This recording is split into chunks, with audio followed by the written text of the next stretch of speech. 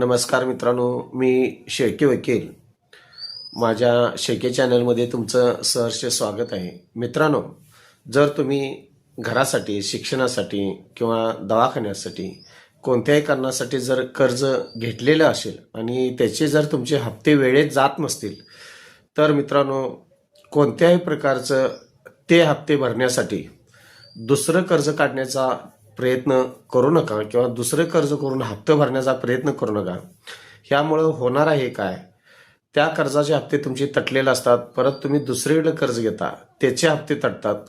त्याचे हप्ते भरण्यासाठी तुम्ही तिसरीकडनं कर्ज घेताय. तिसरीकडलं घेतलेलं कर्जाचे हप्ते तटल्यामुळे तुम्ही चौथीकडनं कर्ज घेताय आणि ह्या साखळीमुळं तुम्ही कर्जामध्ये कधी अडकला हे तुम्हाला समजून येत नाही. माझं तुम्हाला स्पष्ट सांगणं असं असेल मित्रांनो, की जे काही कर्ज घेतलं असेल ते कर्जाचे हप्ते भरायसाठी दुसरं कर्ज काढू नकोसा, अन्यथा तुम्ही कर्जाच्या साखळीमध्ये अडकण्याची शक्यता असते. त्यामुळं जे काही कर्ज घेतले ते जास्तीत जास्त तुमचा इन्कम सोर्स वाढवा आणि त्यातून हप्ते वेळेवर भरण्याचा जास्तीत जास्त प्रयत्न करा. त्यामुळे तुम्हाला परत कर्ज काढायची वेळ येणार नाही.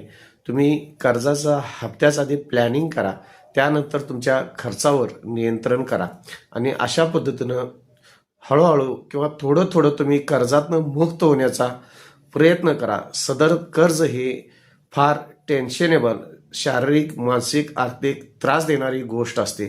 त्यामुळं शक्यतो जास्तीत जास्त जे काही कर्ज आहे ते लवकरात लवकर फेडण्याचा प्रयत्न करा आणि कर्जापासून थोडंसं मुक्त जीवन जगण्याचा प्रयत्न करा.